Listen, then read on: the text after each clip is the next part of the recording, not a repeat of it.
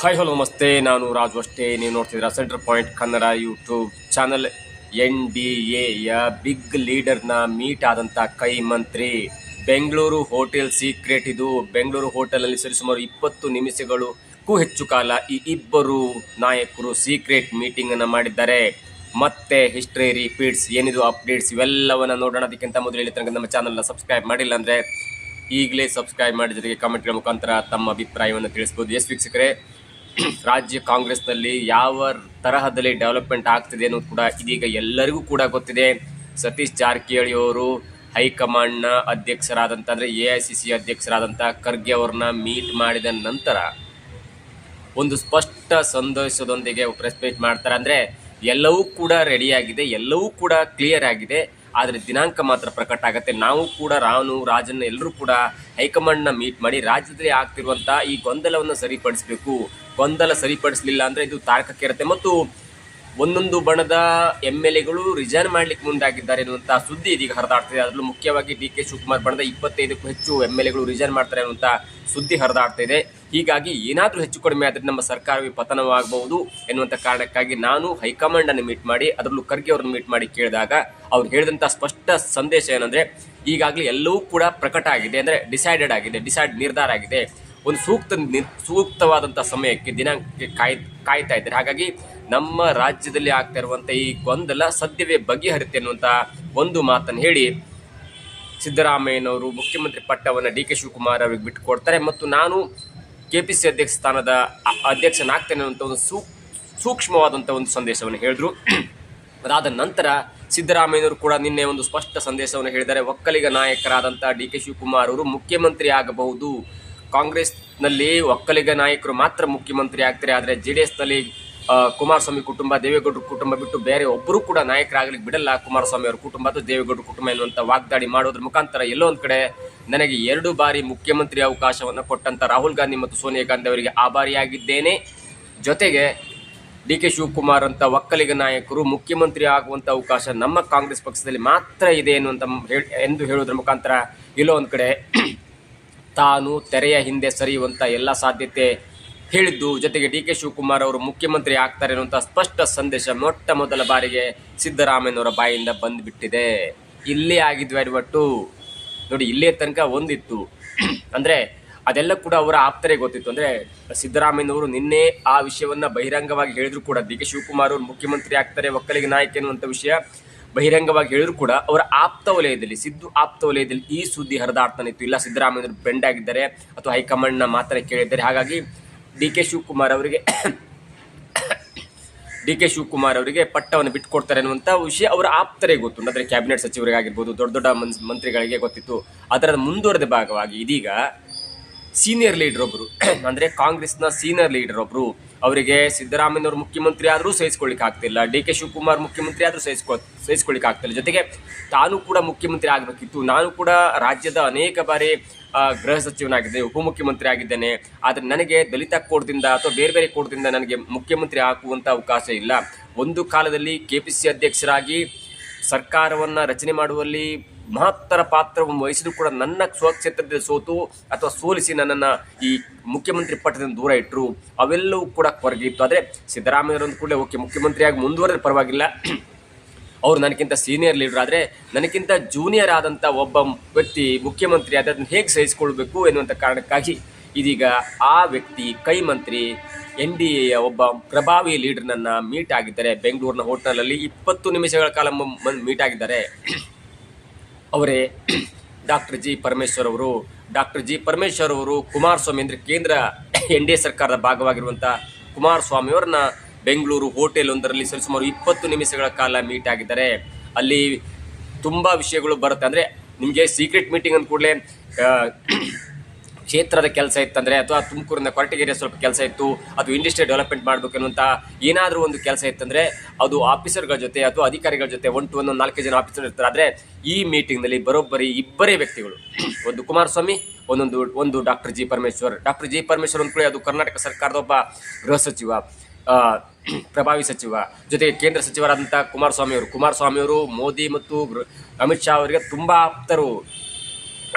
ಕರ್ನಾಟಕ ರಾಜ್ಯದಲ್ಲಿ BJP ನಾಯಕರ ಮಾತನ್ನು ಹೈಕಮಾಂಡ್ ಕೇಳುತ್ತೆ ಬಿಡುತ್ತೆ ಗೊತ್ತಿಲ್ಲ, ಆದರೆ ಕುಮಾರಸ್ವಾಮಿ ಮತ್ತು ದೇವೇಗೌಡರು ಅದರಲ್ಲೂ ಕುಮಾರಸ್ವಾಮಿ ಅವರು ಹೇಳಿದಂಥ ಮಾತನ್ನ ಚಾಚು ತಪ್ಪದೆ ಕೇಳುವಂಥ ಮನಸ್ಥಿತಿ ಅಮಿತ್ ಶಾ ಅವರಿಗಿದೆ ಮತ್ತು ಮೋದಿ ಅವರಿಗಿದೆ. ಅಂತ ಒಂದು NDAಯ ಪ್ರಭಾವಿ ಭಾಗವಾಗಿರುವಂಥ ಕುಮಾರಸ್ವಾಮಿ ಅವರನ್ನ ಡಾಕ್ಟರ್ ಜಿ ಪರಮೇಶ್ವರ್ ಅವರು ಮೀಟ್ ಆಗಿದ್ದಾರೆ. ಅದು ಇದೀಗ ಅನೇಕರಿಗೆ ತಲೆನೋವಾಗಿದೆ. ಏನಾದರೂ ಆದರೂ ಕೂಡ ನಾನು ಈ ಒಂದು ಡಿ ಕೆ ಶಿವಕುಮಾರ್ ಅವರು ಮುಖ್ಯಮಂತ್ರಿ ಆಗೋದನ್ನು ನನ್ನ ಹತ್ರ ಒಪ್ಕೊಳ್ಳಿಕ್ಕಾಗಲ್ಲ. ಏನಾದರೂ ಹೆಚ್ಚು ಕಡಿಮೆ ಆದರೆ ಅದಕ್ಕೆ ನೀವು ಕೂಡ ಒಂದು ಹಂತಕ್ಕೆ ನೀವು ಕೈ ಜೋಡಿಸ್ಬೇಕು ಎನ್ನುವಂಥ ಒಂದು ಸಾಧ್ಯತೆಯನ್ನು, ಅಂದರೆ ಆಪರೇಷನ್ ಕಮಲ ಆಗುತ್ತೆ ಬಿಡುತ್ತೋ, ಆದರೆ ನೀವು ಕೂಡ ಒಂದು ಹೆಜ್ಜೆ ಮುಂದಿಡಬೇಕೆನ್ನುವಂಥ ಆಹ್ವಾನ ಕೊಟ್ಟ ಅನ್ನುವಂಥ ಒಂದು ಕುತೂಹಲ ಇದೀಗ ಡಾಕ್ಟರ್ ಜಿ ಪರಮೇಶ್ವರ್ ಅವರು ಮತ್ತು ಕುಮಾರಸ್ವಾಮಿ ಅವರ ಮೀಟಿಂಗ್ ಸೀಕ್ರೆಟ್ ಇದೀಗ ಅತ್ಯಂತ ದೊಡ್ಡ ತಲೆನೋವಾಗಿ ಕಾಂಗ್ರೆಸ್ಗೆ ಪರಿಣಮಿಸಿದೆ. ಇದು ಒಂದು ಕತೆ. ಮತ್ತೊಂದು ಕಡೆ ಕುಮಾರಸ್ವಾಮಿ ಡಿ ಕೆ ಶಿವಕುಮಾರ್ ಅವರ ಪಕ್ಕಾ ವಿರೋಧಿ ಯಾವ ಲೆವೆಲಿಗಂದರೆ ಕೆ ರಾಜಣ್ಣನವರನ್ನ ವಿಧಾನಸಭೆಯಲ್ಲಿ ಅಧಿವೇಶನದಲ್ಲಿ ಇರುವಾಗಲೇ ಅವರನ್ನು ಪಕ್ಷದಿಂದ ಅಥವಾ ಈ ಸಚಿವ ಸಂಪುಟದಿಂದ ಕಿತ್ತು ಬಿಸಾಡಲಾಯಿತು. Removal of KN Rajanna from the cabinet. ಹೇಗಿದೆ ಅಂದರೆ ಅವರನ್ನು ರಿಸೈನ್ ಮಾಡಿ ತೆಗೆದುಕೊಳ್ಳುವಂಥ ಒಂದು ಪುರುಸತ್ತು ಇರಲಿಲ್ಲ. ಆ ಲೆವೆಲಿಗೆ KN ರಾಜಣ್ಣ ಅವರ ವಿರುದ್ಧ ಹಾಗೆ ಸಾಧಿಸಿಕೊಂಡ್ರು ಡಿ ಕೆ ಶಿವಕುಮಾರ್. ಹಾಗಾಗಿ KN ರಾಜಣ್ಣನವರಿಗೆ ಡಿ ಕೆ ಶಿವಕುಮಾರ್ ಅವರ ಮೇಲೆ ಎಲ್ಲೆಲ್ಲದ ಸಿಟ್ಟಿದೆ. ಅವರ ರಾಜಕೀಯ ಜೀವನದಲ್ಲಿ ಒಬ್ಬ ವ್ಯಕ್ತಿಯನ್ನು ಯಾರಾದರೂ ಎದುರು ಹಾಕೊಂಡಿರೋದು ಡಿ ಕೆ ಶಿವಕುಮಾರ್ ಅವ್ರನ್ನ ಮಾತ್ರ.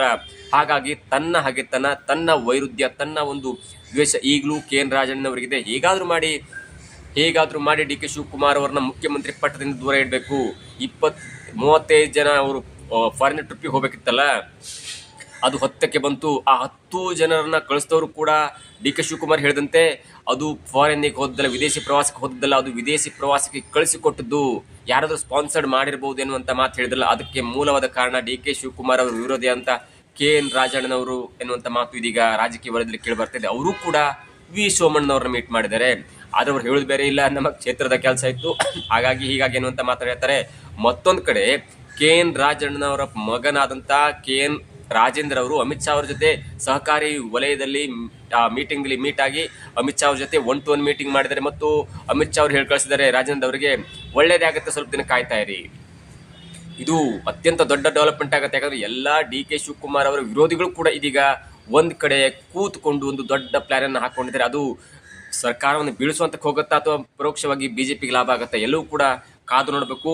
ವಿ ಸೋಮಣ್ಣನವರು ಕೂಡ ಕೇಂದ್ರ ಸಚಿವರು, KN ರಾಜಣ್ಣ ಕೂಡ ಅದೇ ಕ್ಷೇತ್ರದ MLA ಆಗಿದ್ದಾರೆ. ಹಾಗಾಗಿ ಅವರ ಮೀಟಿಂಗನ್ನು ದೊಡ್ಡದಾಗಿ ನಾವು ಬಿಂಬಿಸೋದಕ್ಕಿಂತ ಮತ್ತೊಂದು ಕೋನದಲ್ಲಿ ನೋಡಿದಾಗ ಇಲ್ಲೋ ಒಂದು ಕಡೆ KN ರಾಜಣ್ಣ, ರಾಜೇಂದ್ರ ಇವರೆಲ್ಲರೂ ಕೂಡ ಬಿಜೆಪಿ ಹೋಗ್ಲಿಕ್ಕೆ ಸಿದ್ಧತೆಯನ್ನು ನಡೆಸಿಕೊಂಡಿದ್ದಾರೆ, ಒಂದು ವೇಳೆ ಡಿ ಕೆ ಶಿವಕುಮಾರ್ ಮುಖ್ಯಮಂತ್ರಿ ಆದರೆ ಅನ್ನುವಂಥ ಮಾತು.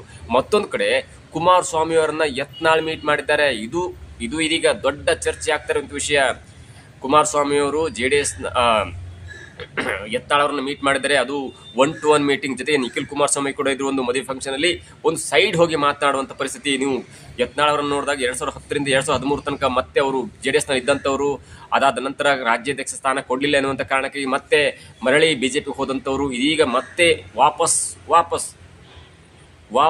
ಮತ್ತೆ ಬಿಜೆಪಿ JDSಗೆ ಬರ್ತಾರಾ ಅಥವಾ ಅವರಿಗೆ ಮುಂದೆ ಮೈತ್ರಿ ಸರ್ಕಾರದ ಗೃಹ ಸಚಿವ ಸ್ಥಾನ ಕೊಡ್ತಾರಾ, JDS ರಾಜ್ಯಾಧ್ಯಕ್ಷ ಸ್ಥಾನ ಕೊಡ್ತಾರೆ, ಎಲ್ಲವೂ ಕೂಡ ಕುತೂಹಲಕ್ಕೆ ಕಾರಣವಾಗಿದೆ. ಆದರೆ ಯತ್ನಾಳ್ ಹೇಳುವ ಪ್ರಕಾರ ಇಲ್ಲ, ಅಮಿತ್ ಶಾ ಮತ್ತು ಮೋದಿ ಅವರಿಗೆ ಒಂದು ಆಶೆ ಇದೆ, ಕರ್ನಾಟಕ ರಾಜ್ಯದಲ್ಲಿ ಮೈತ್ರಿ ಸರ್ಕಾರ ಇರಬೇಕು. ಅಂದರೆ ಬಿಜೆಪಿ ಮತ್ತು JDS ಮುಂದೆ ಚುನಾವಣೆಯಲ್ಲಿ ಒಟ್ಟಾಗಿ ಹೋಗಿ ಕಾಂಗ್ರೆಸ್ ಪಕ್ಷವನ್ನು ಸೋಲಿಸಬೇಕೆನ್ನುವಂಥ ಕಾರಣ ಇದೆ. ಆದರೆ ಈ ಪೂಜ್ಯ ತಂದೆಯವರಿಗೆ ಅಂದರೆ ಯಡಿಯೂರಪ್ಪನವರಿಗೆ ಮತ್ತು ಯಡಿಯೂರಪ್ಪನ ಮಗನಿಗೆ ಯಾವುದೇ ಕಾರಣಕ್ಕೂ JDS ಜೊತೆ ಮೈತ್ರಿ ಮಾಡಿಕೊಳ್ಳುವಂಥ ಒಂದು ಹಂಬಲ ಇಲ್ಲ ಅಥವಾ ಆಸೆ ಕೂಡ ಇಲ್ಲ. ಯಾಕಂದರೆ ಒಂದು ವೇಳೆ ಮೈತ್ರಿ ಆದರೆ ಕುಮಾರಸ್ವಾಮಿ ಅವರು ಮುಖ್ಯಮಂತ್ರಿ ಆಗ್ತಾರೆ, ಆದರೆ ಮುಖ್ಯಮಂತ್ರಿ ಆಗುವ ಅವಕಾಶವನ್ನು JDSಗೆ ಬಿಟ್ಕೊಡ್ಬಾರ್ದು. ಒಂದು ವೇಳೆ ಬಿಟ್ಕೊಟ್ರೆ JDS ಕೂಡ ಚಿಗುರುತ್ತೆ ಅನ್ನುವಂಥ ಕಾರಣಕ್ಕಾಗಿ ಮತ್ತೆ ಪೂಜ್ಯ ತಂದೆಯವರು ಒಂದು ಸ್ಟೇಟ್ಮೆಂಟ್ ಅನ್ನು ಕೊಡ್ತಾರೆ. 1-2 ದಿನಗಳ ಹಿಂದೆ ಸ್ವಂತ ಬಲದಿಂದ ಅಧಿಕಾರಕ್ಕೆ ಬರಬೇಕು ಎನ್ನುವಂಥ ಸ್ಟೇಟ್ಮೆಂಟ್ ಅನ್ನು ಕೊಡ್ತಾರೆ. ಇದರ ಅರ್ಥ ಅಷ್ಟೇ, ಯಾವುದೇ ಕಾರಣಕ್ಕೂ ಅವ್ರಿಗೆ JDS ಜೊತೆ ಮೈತ್ರಿ ಆಗ್ಲಿಕ್ಕೆ ಆಗಲ್ಲ. ನಾನು JDSಗೆ ಹೋಗಲ್ಲ, ಆದರೆ ನನ್ನ ಜೊತೆ ಜಾರಕಿಹೊಳಿ ಅವರು ಕೂಡ ಹೋಗಲ್ಲ. ನಮ್ಮ ಉದ್ದೇಶ ಕೂಡ ಒಂದೇ, ನಾವು ಬಿಜೆಪಿನ ರಿಪೇರಿ ಮಾಡಬೇಕು ಮತ್ತು JDS ಜೊತೆ ಮೈತ್ರಿಯನ್ನು ಮಾಡಿಕೊಂಡು ನಾವು ಸರ್ಕಾರವನ್ನು ಮಾಡಬೇಕು. ಒಂದು ವೇಳೆ ಬಿಜೆಪಿ ಜೊತೆ JDS ಮೈತ್ರಿ ಆಗಿಲ್ಲ ಅಂದರೆ ನಮ್ಮ JCB ಪಕ್ಷ ಅವ್ರ ಜೊತೆ ಮೈತ್ರಿ ಮಾಡಿ ಸರ್ಕಾರವನ್ನು ಮಾಡ್ತೇನೆ ಅಂತ ಮಾತನ್ನು ಕೂಡ ಹೇಳಿದರೆ, ಆ JCB ಪಕ್ಷದಲ್ಲಿ ಯಾರು ಇರ್ತಾರೆ ಅನ್ನೋ ಕೂಡ ಕುತೂಹಲಕ್ಕೆ ಕಾರಣವಾಗಿದೆ. ಆದರೆ ಒಂದಂತೂ ಸತ್ಯ, ಬೆಂಗಳೂರಿನ ಹೋಟ್ಲಲ್ಲಿ ಏನೆಲ್ಲ ಆಗಬೇಕಿದೆಯಲ್ಲ ಅದು ಆಗ್ತಿದೆ. ಮತ್ತೊಂದು ಕಡೆ ಏನಾದರೂ ಡಿ ಕೆ ಶಿವಕುಮಾರ್ ಅವರು ಮುಖ್ಯಮಂತ್ರಿ ಪಟ್ಟವಾದರೆ ಈಗಾಗಲೇ ಬೇರೆ ಬೇರೆ ರೆಸಾರ್ಟ್ ಕಡೆ ಬುಕ್ ಆಗಿದೆ. ಸಿದ್ದರಾಮಯ್ಯ ಬಣದ ಸದಸ್ಯರು, ಸಿದ್ದರಾಮಯ್ಯ ಬಣದ MLAಗಳು ರೆಸಾರ್ಟ್ಗೆ ಶಿಫ್ಟ್ ಆಗ್ತಾರೆ ಅನ್ನುವಂಥ ಲೆಕ್ಕಾಚಾರ ಇವೆಲ್ಲವೂ ಕೂಡ ಇದೀಗ ತೆರೆಯ ಹಿಂದೆ ನಡೀತಾ ಇದೆ. ಆದರೆ ಮಾರ್ಚ್ 6 ನಂತರ ಅಥವಾ ಈ ಮಾರ್ಚ್ 6ಕ್ಕೆ ಬಜೆಟ್ ಮಂಡನೆ ಆಗುತ್ತೆ. ಬಜೆಟ್ಗೆ ಅನುಮೋದನೆ ಸಿಕ್ಕ ನಂತರ ಸಾರಾ ಸಗಟಾಗಿ ನಿರಾಶಯವಾಗಿ ಸ್ಮೂತ್ ಟ್ರಾನ್ಸಿಷನ್ ಆಗುತ್ತೆ, ಪೊಲಿಟಿಕಲ್ ಟ್ರಾನ್ಸಿಷನ್ ಆಗುತ್ತೆ ಅನ್ನುವಂಥ ಲೆಕ್ಕಾಚಾರ ಕೊಡದೆ ಅದಕ್ಕೆ ಮುಖ್ಯವಾಗಿ ಜವಾಬ್ದಾರಿಯನ್ನು ಹೊತ್ಕೊಂಡಂಥವರು ಸತೀಶ್ ಜಾರಕಿಹೊಳಿ ಅವರು. ಸತೀಶ್ ಜಾರಕಿಹೊಳಿ ಅವರ ನೇತೃತ್ವದಲ್ಲಿ ಇವೆಲ್ಲ ಆಗತ್ತೆ. ಯಾಕಂದ್ರೆ ಮುಖ್ಯಮಂತ್ರಿ ಬದಲಾವಣೆ ಆಗುವಂತ ಮೊದಲು ಇದೀಗ ಡಿ ಕೆ ಶಿವಕುಮಾರ್ ಅವರು ರಾಜೀನಾಮೆ ಕೊಡುವಂತ ಸಾಧ್ಯತೆ ಇದೆ ಅಂದ್ರೆ ಕೆಪಿಸಿಸಿ ಅಧ್ಯಕ್ಷ ಸ್ಥಾನಕ್ಕೆ. ಅದಾದ ನಂತರ ಆ ಅಧಿಕಾರವನ್ನ ಸತೀಶ್ ಜಾರಕಿಹೊಳಿ ಹೊತ್ತುಕೊಂಡ ನಂತರ ಅವರು ಈ ಸ್ಮೂತ್ ಟ್ರಾನ್ಸಿಷನ್ಗೆ ಎಲ್ಲವನ್ನ ಮಾಡಿಸ್ತಾರೆ, ಎಲ್ಲವನ್ನ ಅವರ ನೇತೃತ್ವದಲ್ಲಿ ಆಗತ್ತೆ ಅನ್ನುವಂಥ ಭರವಸೆ ಇದೀಗ ಹೈಕಮಾಂಡ್ ನೇರವಾಗಿ ಜಾರಕಿಹೊಳಿ ಕೊಟ್ಟಿದೆ. ಹಾಗಾಗಿ ಈ ಕೆಲವು ದಿನಗಳ ಅಂತರದಲ್ಲಿ ಒಂದು ರಾಜ್ಯಕ್ಕೆ ದೊಡ್ಡ ಸ್ಥಿತಿಯಂತರ ಆಗತ್ತೆ. ಇವೆಲ್ಲವೂ ಕೂಡ ಕಾದು ನೋಡಬೇಕಾಗಿದೆ. ಇದಾಗಿತ್ತು ಇವತ್ತಿನ ವಿಶೇಷ. ನೋಡ್ತಾರೆ centre point Kannada YouTube channel. ಯಾವ ಕಾಲಕ್ಕೂ JDSಗೆ ಹೋಗೋದಿಲ್ಲ. ನನ್ನ ವೈಯಕ್ತಿಕ ನಾವಾಗಲಿ ರಮೇಶ್ ಜಾರಕಿಹೊಳಿಯವರಾಗಲಿ ನಾವು ಯಾರೂ ಹೋಗೋರಲ್ಲ. BJP ರಿಪೇರಿ ಮಾಡಬೇಕು ಅನ್ನೋಂಥದ್ದು ಬಿಟ್ಟರೆ, ಮತ್ತು BJP JDS ಕರ್ನಾಟಕದ ಅಲಯನ್ಸ್ ಐತಿ. ಈ ಅಲಯನ್ಸ್ ಮುಂದುವರಿಬೇಕನ್ನೋರು ನಾವು. ಕುಮಾರಸ್ವಾಮಿ ಅವ್ರದ್ದು ಒಂದು ದೊಡ್ಡ ಶಕ್ತಿ ಇದೆ, ದೇವೇಗೌಡರದ್ದು ಒಂದು ಶಕ್ತಿ ಇದೆ, BJPದು ಒಂದು ಶಕ್ತಿ ಇದೆ. ಮಾನ್ಯ ಲೋಕಸಭೆ ಚುನಾವಣೆಯಲ್ಲಿ ಕುಮಾರಸ್ವಾಮಿ ಅವರು ಹೊಂದಾಣಿಕೆ ಮಾಡಿಕೊಂಡಿದ್ದಕ್ಕೆ ಇವತ್ತು ನಾವು ತುಮಕೂರು ಗೆಲ್ಲಕ್ಕಾಯಿತು. ಬೆಂಗಳೂರು ಗ್ರಾಮೀಣ, ಮೈಸೂರು, ಕೋಲಾರ, ಚಿತ್ರದುರ್ಗ ಇದು ನೇರವಾಗಿ ಅವರ ಪ್ರಯತ್ನ, ದೇವೇಗೌಡರು ಮತ್ತು ಕುಮಾರಸ್ವಾಮಿದು ಸಹಕಾರ ಇದೆ. JDSನ್ನು ಬಿಟ್ಟು ಒಂದೇ ಸರ್ಕಾರ ನೀನು ಹೇಳ್ಯಾರಲ್ಲ ಅವ್ರು ಪೂಜ್ಯ ತಂದೆ, ನಮ್ಮ ಬಲದ ಮೇಲೆ ಸರ್ಕಾರ ಬರ್ತದೆ ಅಂತೇಳಿ. ಅಂದ್ರೇನು JDSನ್ನು ದೂರ ಸರಿಸ್ತಾ ಇದ್ದಾರೆ. ಆದರೆ ನರೇಂದ್ರ ಮೋದಿ ಅವರು, ಅಮಿತ್ ಶಾ ಅವರು ಅದಕ್ಕೆ ಒಪ್ಪೋದಿಲ್ಲ. ಈ ರಾಜ್ಯದಾಗ BJP JDS ಸರ್ಕಾರ ಆಗ್ತೈತಿ, ಇಲ್ಲಕಂದ್ರೆ JCB JDS ಸರ್ಕಾರ ಆಗ್ತೈತಿ.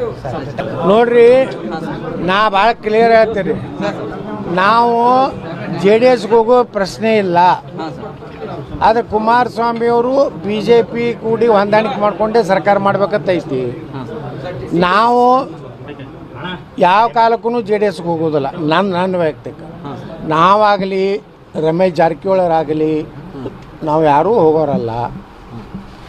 BJP ರಿಪೇರಿ ಮಾಡಬೇಕು ಅನ್ನೋಂಥದ್ದು ಬಿಟ್ಟರೆ, ಮತ್ತು BJP JDS ಕರ್ನಾಟಕದ ಅಲಯನ್ಸ್ ಐತಿ. ಈ ಅಲಯನ್ಸ್ ಮುಂದುವರಿಬೇಕನ್ನೋರು ನಾವು. ಕುಮಾರಸ್ವಾಮಿ ಅವ್ರದ್ದು ಒಂದು ದೊಡ್ಡ ಶಕ್ತಿ ಇದೆ, ದೇವೇಗೌಡರದ್ದು ಒಂದು ಶಕ್ತಿ ಇದೆ, BJPದು ಒಂದು ಶಕ್ತಿ ಇದೆ. ಮಾನ್ಯ ಲೋಕಸಭೆ ಚುನಾವಣೆಯಲ್ಲಿ ಕುಮಾರಸ್ವಾಮಿ ಅವರು ಹೊಂದಾಣಿಕೆ ಮಾಡಿಕೊಂಡಿದ್ದಕ್ಕೆ ಇವತ್ತು ನಾವು ತುಮಕೂರು ಗೆಲ್ಲಕ್ಕಾಯಿತು. ಬೆಂಗಳೂರು ಗ್ರಾಮೀಣ, ಮೈಸೂರು, ಕೋಲಾರ, ಚಿತ್ರದುರ್ಗ ಇದು ನೇರವಾಗಿ ಅವರ ಪ್ರಯತ್ನ, ದೇವೇಗೌಡರು ಮತ್ತು ಕುಮಾರಸ್ವಾಮಿದು ಸಹಕಾರ ಇದೆ.